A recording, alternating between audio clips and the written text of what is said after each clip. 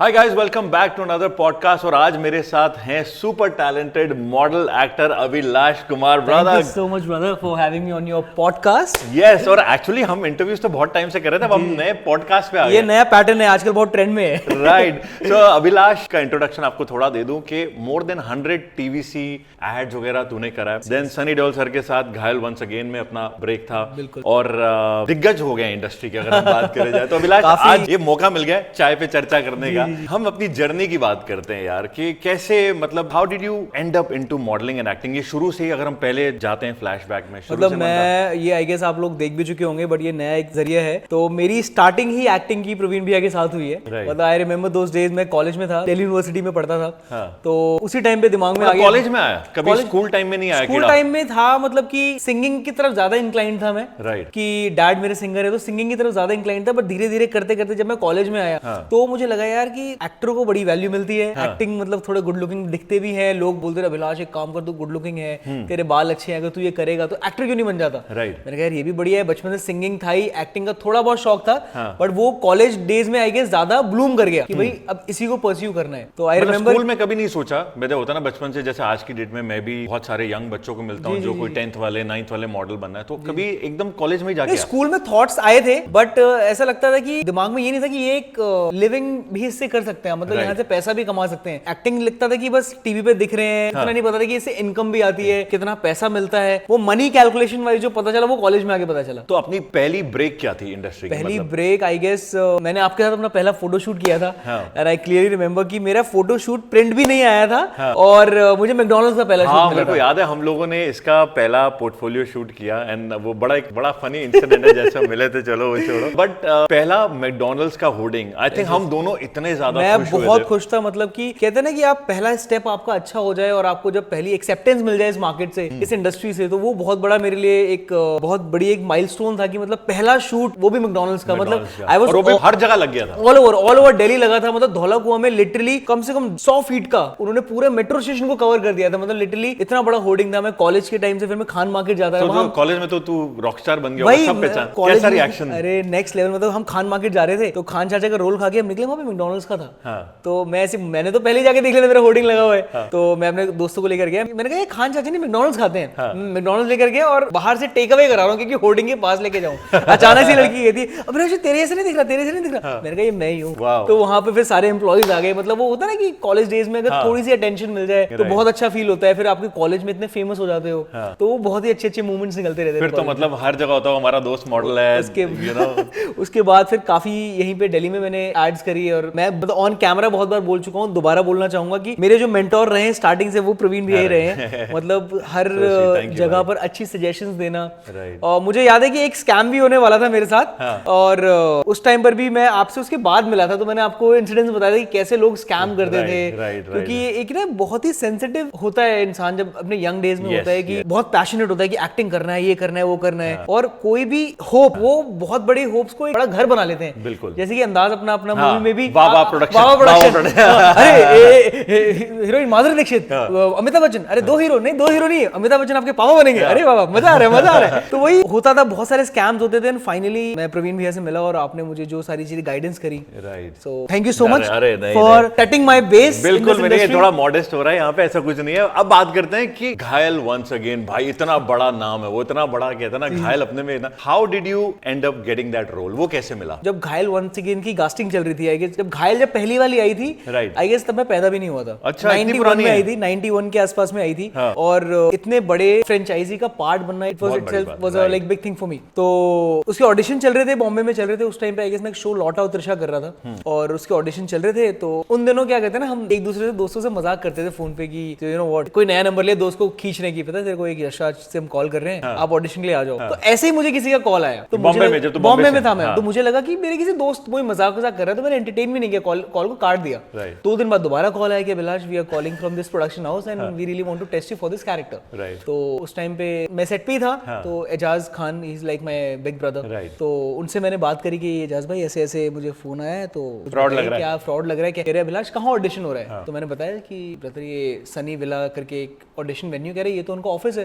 अगर ऑफिस में तो फेक नहीं हो सकता, I don't just go and give a try कि अगर फेक होगा तो फेक है, बट इस एक्चुअल एड्रेस पे फेक नहीं हो सकता। मैंने कहा ठीक है जाते हैं। तो मैं वैसे ही केयरलेस सा था, मतलब नॉर्मल सी रग सी जीन्स, एक टी शर्ट, ऊपर से चेक शर्ट पहन ली, क्यूट बॉय बनने की कोशिश करी, कॉलेज बॉय जैसे रहते हैं। And at that time I was 21-22। और घायल में अगर आप अभिलाष का लुक देखोगे बहुत ही ज्यादा लीन, लंबे बाल है ना। मैं वो बताऊंगा, उसकी भी एक खतरनाक सी एक स्टोरी है। मैं गया ऑडिशन देने, वहां पर मैं देखता हूँ कि लोग 6 feet tall, proper sharp face, suit वूट पहन के आए, बिकॉज विलन के लिए टेस्ट कर रहे थे। और मैं गया, मैंने कहा यार ये तो मैं मैच ही नहीं कर रहा, मतलब ये ऑडियो मेरा मैच ही नहीं कर रहा, विलन और मैं ऐसे कपड़ों में। तो कास्टिंग डायरेक्टर थोड़ा सा लेजी हो रहे थे, उन्होंने बोला कि काम करो अभिलाष, दे दो ऐसे ऑडिशन दे दो, कोई दिक्कत नहीं है। मैंने ऑडिशन दे दिया, बट मुझे रिग्रेट हो रहा था कि यार काश मैं अच्छे से ड्रेसअप होके आता तो चांसेस बढ़ जाते।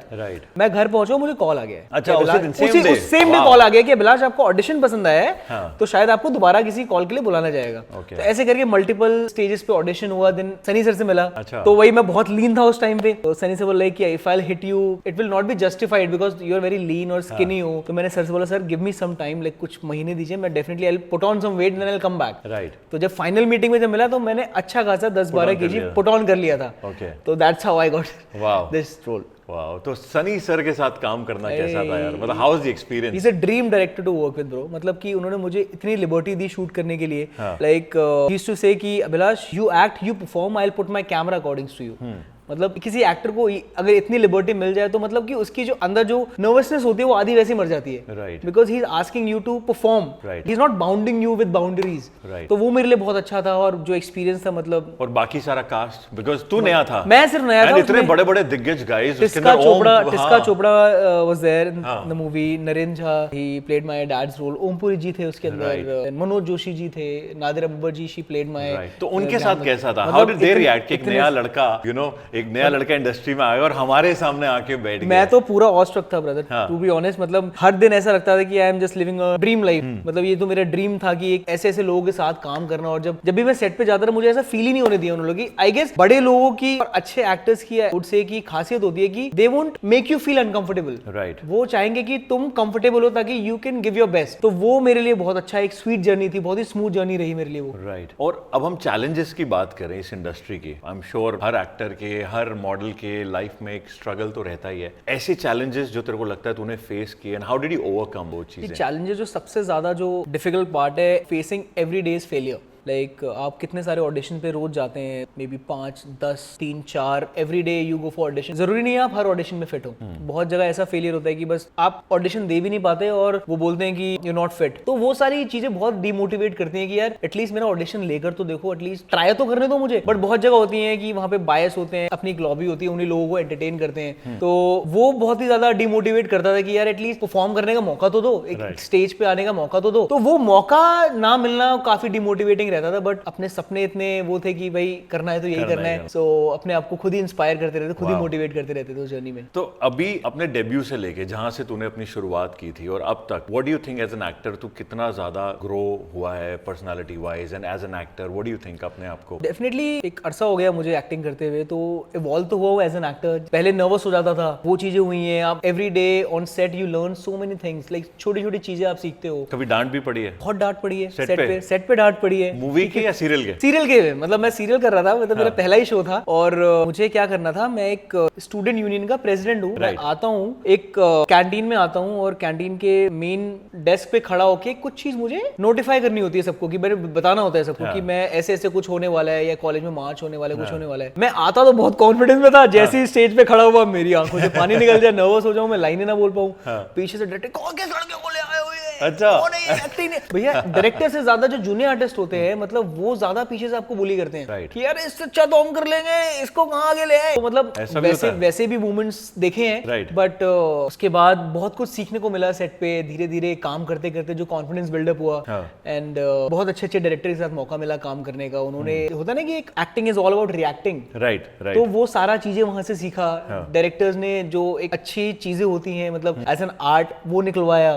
तो काफी अच्छा। फिर तो ऐसा कोई अपनी मेमोरीज कोई ऐसे शूट की होते ना कि यार ये तो बहुत ही क्लोज है मेरे दिल के, यार ये एक ऐसा एक्सपीरियंस था जो मैं हमेशा चेरिश करूं, कुछ ऐसा मेमोरेबल? आई गेस एक मोमेंट नहीं, बहुत फनी सी स्टोरी है। व्हाइल शूटिंग घायल वन सेकंड ओनली, मैं वहां पर एक बिजनेस टाइकून के बेटे का रोल था, जो बहुत मतलब इंडिया के रिचेस्ट मैन का बेटा था मैं। और उसी टाइम पे मैं अपने फ्लैटमेट के साथ रहता था। तो मैं 2 जिंदगियां एक साथ जी रहा था, मतलब एक रिचेस्ट बॉय ऑफ इंडिया और एक स्मॉल टाउन बॉय जो एक जाता है अपने फ्लैटमेट के साथ रहता है, अपने खाना खुद खुद बनाता है, कपड़े खुद धोता है। Right. तो सेट पे किसी एडी को पता चला कि अभिलाष ना मतलब आज लेट इसलिए हुआ है क्योंकि उसको अपने कपड़े सुखाने थे, तो सुखाने उखाने में ऐसे कुछ लेट हो गया, मतलब कुछ घर की स्टोरीज पता चली। तो सेट पे मतलब ऐसा सर तक बात पहुंची, सनी सर तक कि यार ऐसे ऐसे दो लाइफ हो रही है। तो मतलब वो बहुत ही ओवरवेलमिंग सा था कि सारे सेट पे लोग कह रहे हैं अभिलाष ये कैसा लग रहा है, मतलब एक जगह तो प्रिंस की रियलिटी जी रहा है, मतलब रियल लाइफ जी रहा है और सब कुछ मिल रहा है, दूसरी जगह ये जी रहा है। तो वन डे डेफिनेटली ये जो तू जिंदगी जी रहा है शायद उसी तरफ बढ़ने के लिए कर रहा है। तो वो दिन आया कि इन्हें डेफिनेटली यार ये बहुत सारी चीजें इतनी इंस्पायरिंग है। तो वो वही चीज अभी तक इंस्पायर कर रही है कि कुछ ना कुछ ऐसा कुछ होता रहेगा और उसी तरफ जो अपना सपना देखा था जो कॉलेज डेज में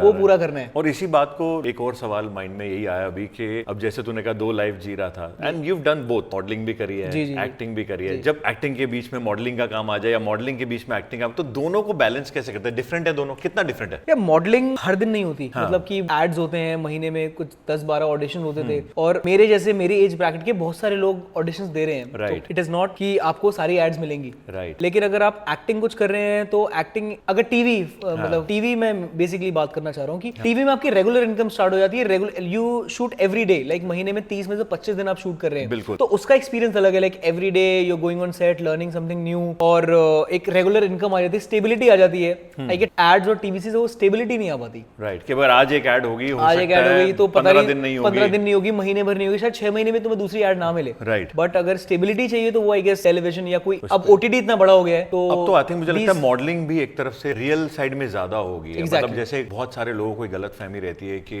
मॉडलिंग एक्टिंग सिर्फ 6 पैक 6 फीट उन लोगों के लिए है, वो चेंज हो गया है। वो बिल्कुल बदल गया भैया, क्योंकि अब आई गेस ना लोगों का ना वो परसेप्शन गलत है। हाइट जो रिक्वायरमेंट है definitely if you are tall, एक आप नॉर्मल एवरेज होंगे तो गुड लुकिंग लगेंगे, बट हाइट की रिक्वायरमेंट मेजरली वो रैंप वॉक तक ही है, डिजाइनर वॉक के लिए ही है। अगर if you come to print modelling वहां पर इतनी जरूरत नहीं है कि आपको कमर्शियल में जरूरत नहीं है, मूवीज में जरूरत नहीं है। और उल्टा मुझे लगता है वहां एक नेगेटिव हो जाता है, वहां पे ड्रॉबैक है। ट्रू वहां पे ड्रॉबैक है बिकॉज आपके हाइट की हीरोइन भी तो होनी चाहिए ना। बिल्कुल, अगर आप एवरेज मेल की हाइट देखें आई गेस दैट इज 5'7" और 5'8" and average women height is like 5'4", 5'5". सो उस हिसाब से अगर आप देखें तो आपका जो रीच होती है वो कम हो जाती है। इन अ वे कि एक हीरो अगर 6 फीट हो गया तो अगर हीरोइन भी तो 6 फीट की चाहिए ना। हमारे जीन्स उस तरीके के नहीं है कि वैसी मेजॉरिटी वाइज। तो I guess in acting I would say कि ज्यादा लंबा होना इट्स लाइक अ ड्रॉबैक। अपनी कोई स्पेसिफिक लाइकिंग है ज्यादा कि मुझे मॉडलिंग ज्यादा पसंद है या एक्टिंग ज्यादा? What do you prefer? Acting. क्यों? मतलब जब भी मैं सेट पे होता हूँ और जब मैं एक्टिंग कर रहा हूँ like I feel like king of the world. मुझे बहुत अमेजिंग फीलिंग होती है। लाइक जब भी मैं सेट पर होता हूँ एक अलग ही एनवायरनमेंट रहता है, इतने लोगों के बीच में काम करना, आई गेस वो फीलिंग बहुत अमेजिंग है। I can not express in words. तो ऐसा कोई स्पेसिफिक रोल जो तेरे माइंड में है कि यार ये रोल मुझे करना है, मतलब dream role? I would love to romance on screen. मतलब मूवीज में अभी तक मैंने जो किया है, जैसे घायल में भी किया, विलन कैरेक्टर था। उसके बाद अभी मेरी एक मूवी रिलीज हुई गबरू गैंग, उसमें भी मतलब एक ग्रे शेडेड था मैं। तो मतलब मैं करना चाहता हूँ प्रॉपर रोम कॉम जिसमें मैं रोमांस करूँ, थोड़ी कॉमेडी हो, हीरोइन के साथ गाने हो कुछ तो उस टाइप का लेके आ। बट इतने सालों में अब I think it's been long जब तू इस इंडस्ट्री में अब है, इंडस्ट्री इवॉल्व हो रही है। बिल्कुल हो रही है। हाउ डू यू सी, मतलब क्या डिफरेंस है उस टाइम पे जब तू बॉम्बे गया? मैं जब बॉम्बे गया तो मीडियम्स बहुत कम थे। Medium in a way television था तो 5 चैनल्स थे बस।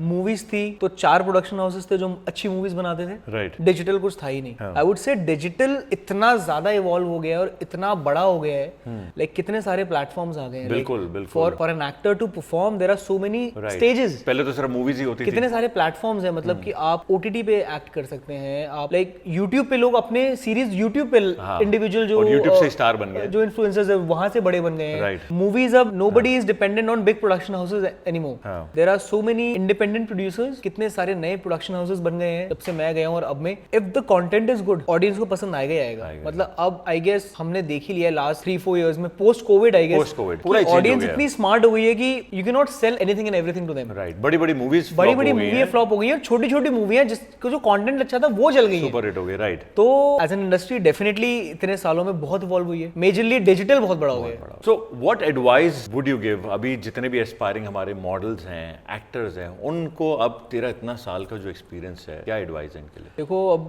पहले तो एक ही चीज होती थी, आपको एक्टिंग करनी है, आपको बैग उठाना है। हाँ। घर वाले मान रहे हैं तो ठीक है, नहीं मान रहे तो लड़के बॉम्बे चले जाने। राइट। और वो एक सिटी ऑफ ड्रीम्स अभी भी है। That's the only city which never स्लीप्स। और अगर अब किसी को एक्टिंग या मॉडलिंग में पैशन है या उसमें एक्सेल करना है एज अ फ्यूचर आप देख रहे हैं, तो आई गेस आप अपने शहर से भी स्टार्ट कर सकते हैं, क्योंकि डिजिटल इतना बड़ा हो गया है कि आप इंस्टाग्राम पे कर सकते हैं, आप यूट्यूब से अपनी एक्टिंग या अपनी जो भी टैलेंट को शोकेस कर सकते हैं। और अगर आप यहाँ पे इतना बड़ा बन गए तो they will pick you from your city. मतलब आपको जरूरी नहीं है कि बॉम्बे में आके जो स्ट्रगल मैंने किया, लाइक बॉम्बे जाकर फ्लैटमेट्स के साथ रहना every day, there are places like Aram Nagar, Oshiwara में है, श्रीजी, महाड़ा, मतलब देयर आर सेट प्लेसेस जहाँ पे ऑडिशंस अभी तब होते थे, अब तो वहाँ पे भी नहीं होते ऑडिशन। मतलब मैं बॉम्बे रहकर भी सब कुछ ऑनलाइन हो गया है। अब कास्टिंग डायरेक्टर फोन करते हैं, मैसेज करते हैं, स्क्रिप्ट भेजते हैं, एक रेफरेंस वीडियो भेजते हैं, घर से बना के भेजना होता है। तो आपको घर में कैमरा हो तो I think whoever wants to try now, I think this is the correct time and the best time to try. Okay. Because ये टाइम पे इतनी ज्यादा अपॉर्चुनिटीज हैं and if you have talent, definitely you will make it big. Right. तो just keep trying. तो बिल्कुल ध्यान रखना गाइस, जितने भी एस्पायरिंग हमारे मॉडल एक्टर है, ये नोट छोड़ना नहीं गाइस। अब अगर हम अपने मेन रोल की बात करते हैं, जब भी तेरे को कोई रोल मिलता है, how do prepare yourself physically और मेंटली उस रोल के लिए? डेफिनेटली आपको उस कैरेक्टर को फिजिकली भी आपको मोल्ड होना पड़ता है उस कैरेक्टर के हिसाब से। जैसे कि मैंने एक वेब शो किया था, उसमें I had to play a Kashmiri militant, तो I had to put on weight, like physical appearance wise भी शुड बी जस्टिफाइड। मैंने बियर्ड बढ़ाई थी, बाल बढ़ाए थे, I was actually looking like a Kashmiri guy. Right. तो फिजिकल तो ये अपीयरेंस में काम करना ही होता है definitely, but the main key is your acting. Acting मतलब ओवरऑल आप एक्टिंग ही तो कर रहे हैं आप, इन शॉर्ट। तो अगर एक्टिंग में आप कम पड़ गए तो ये सारी चीजें मतलब वेस्ट हो जाएगी। तो एक्टिंग पे आपको काम करना बहुत जरूरी है, जिसके लिए आपको आपकी डिक्शन पे काम होना चाहिए। अगर आप कोई कश्मीरी रोल कर रहे हैं तो उसका डिक्शन होना चाहिए, कोई आप यूपी साइड का कर रहे हैं या दिल्ली बॉय का कर रहे हैं तो एक वो लहजा आना चाहिए। तो डेफिनेटली एक्टिंग पे तो काम होना ही चाहिए। तो मेरे एक एक्टिंग गुरु हैं जो अतुल माथुर सर है, जिन्होंने मुझे घायल के लिए भी ट्रेन किया था। तो मेरा कोई भी प्रोजेक्ट होता है मैं तो ब्लाइंडली उनके पास जाता हूँ, मैंने कहा सर ये मेरा नया प्रोजेक्ट है, please you guide me, U shape it. आप मानेंगे नहीं, मुझे घायल के लिए उन्होंने मेरी वॉक तक पे काम कराई थी। वाओ। कि एक नॉर्मल आदमी कैसे वॉक करेगा, एंड गाय जो कि एक रिचेस्ट मैन का बेटा है, उसका क्या अलग बॉडी लैंग्वेज अलग होगा। बॉडी लैंग्वेज क्या होगा, वो बैठेगा तो ऐसे नहीं बैठेगा, वो ऐसे बैठेगा। अगर वो चलेगा तो एक हाथी की चाल कहते हैं, मतलब हाथी चलता है तो मतलब एक वॉक होती है, वो चाल में चलेगा। राइट। तो आई गेस बहुत सारी चीजों पे काम करके ही आप एक कैरेक्टर को जस्टिफाइड कर पाते हैं। जैसे कि बहुत सारी मूवीज में कितने एक्टर्स ने किसी भी रोल को प्रिपेयर करने के लिए, अगर मैं एक दो नाम लूं तो जैसे मिल्खा सिंह के लिए बॉडी ट्रांसफॉर्मेशन भी कितना इंपॉर्टेंट था to make it more look authentic.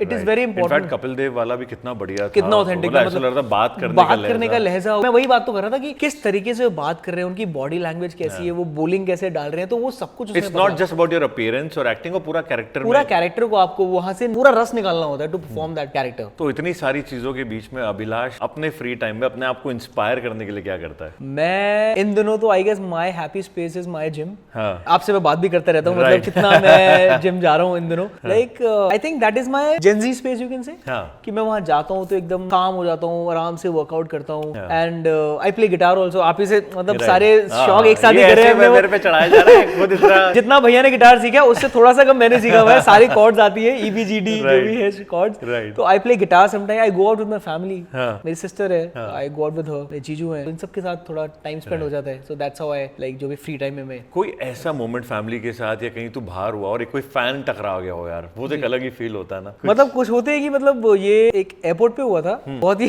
Funny incident है, एयरलाइन का नाम लूंगा बट उससे कुछ फर्क नहीं पड़ता। तो I was travelling by air India और मेरा वेट ज्यादा हो गया था। अच्छा। तो मुझे समझ नहीं आया कि मैं कैसे क्या करूं। आई गेस जो स्टाफ था उसने मुझे पहचान लिया। तो I guess I was over 7-8 kg over था। तो उसने मुझे बोला सर आप कुछ बोलना मत, मैं आपका सेटलमेंट कर देती हूँ, आप बस मेरे लिए साथ एक सेल्फी क्लिक कर लेना।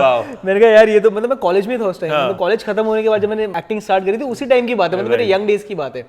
तो मैंने कहा यार ये बढ़िया चीज है यार, ये तो मैं कर लूंगा यार, मतलब 7 kg क्या एक सेल्फी के बदले। तो होता है ना वो टीनेज बॉय में होता है कि यार क्या बात है यार, लोग पहचान गए, काम आ गया, मतलब तुम्हारा चेहरा काम आ गया, मतलब तो बहुत अच्छी चीज है। तो ये बहुत ही फनी इंसिडेंट है जो मेरे साथ रह गए। और अपना इंडस्ट्री में कोई तेरा रोल मॉडल जो इंस्पायर करता है, जिसको तू you look up to? I think वो एवरी एक्टर की इंस्पिरेशन है आई गेस। मतलब मैं कहूंगा कि जो भी एक यंग एक्टर बनना चाहता है I guess from my age group bracket, मतलब अभी का यंग जो जेनजी है मुझे वो नहीं पता, but I think Shahrukh Khan he inspires me a lot. मतलब उससे तगड़ी कोई इंस्पिरेशन है मतलब मैं if I am acting because of him. उनकी मूवीज, उनका करियर ग्राफ, जो विटिनेस उनके अंदर है, मार्केटिंग स्ट्रैटेजी जो है उनके अंदर, मतलब वो सारी चीजें इतनी इंस्पायर करती हैं। और उनकी इनिशियल डेज की जो मूवीज है, मतलब जो बाजीगर, डर, सीरियल भी है ना, सीरियल भी। इनफैक्ट जब मेरी घायल मूवी आई थी तो ऐसा मैंने नहीं किसी न्यूज आर्टिकल में रिलेट किया था कि अभिलाष की जो इंस्पिरेशन है उनका भी डेब्यू सनी सर के साथ ही हुआ था एज अ विलन, और अभिलाष का भी एज अ विलन हुआ है। So it was a very big thing for me. मतलब डर में सनी सर के ऑपोजिट शाहरुख खान सर आए थे विलन, और मैं घायल वंस अगेन में आया। ऐसी बहुत सारी सिमिलैरिटीज थी जो निकाली थी, जैसे कि उनका बर्थडे 2 नवंबर को है, he is a scorpion, mine is on 31 October, I am also scorpion, he is a Delhi boy, I am a Delhi boy. So ऐसी बहुत सारी सिमिलैरिटीज हैं, मतलब he truly inspires me a lot. तो अभी आने वाले next 5 years में where do you see yourself? अभी तो मैं कुछ प्रोजेक्ट्स में काम कर रहा हूँ एंड वो हम बता सकते हैं कि अभी सीक्रेट है? एक बता सकते हैं जो I guess it is officially out also. I am working again with Sunny sir in Lahore 1947। Okay, so I guess set to release next year release है, तो वो मैं कर रहा हूँ। I am working with him after 9 years, almost 9 years। Right, तो इसके लिए भी ऑडिशन वगैरह देना पड़ा? इसके लिए भी ऑडिशन का ही जरिया है, मतलब मेन जो है आपको ऑडिशन से ही आप सारी जगह तक और सही जगह तक पहुंचते हैं। ऐसा नहीं कि लोगों को जो लगता है हाँ भाई किसी को जानते हो तो कॉल आ जाएगा वो यार, ये तो मतलब बहुत ही मतलब अनटिल अनलेस आप फिल्म फ्रेटर्निटी मतलब कि आप उसी लॉबी के हैं तो वो रिकमेंडेशन चलती है। बट फॉर मी, मैं तो एकदम न्यू कमर ही हूँ तरीके से, एक आउटसाइडर ही हूँ। सो अपने हसल्स खुद रहते हैं, अपनी जो स्ट्रगल खुद रहता है, तो उस तरीके से है। But yes, I am working on few projects जो नेक्स्ट ईयर भी आपको दिखने वाले हैं काफी, और इन 5 years definitely you gonna see me in lots of work. Wow, so wishing you all the luck, bro. Thank you so much. Thank you so much आज के पॉडकास्ट के लिए हमारे साथ ज्वाइन करने के लिए। आई होप गाइज आपको पसंद आया हो। कैसा लगा नीचे लाइक कमेंट करके जरूर बताना, और मिलते हैं अगले एपिसोड में। Bye bye.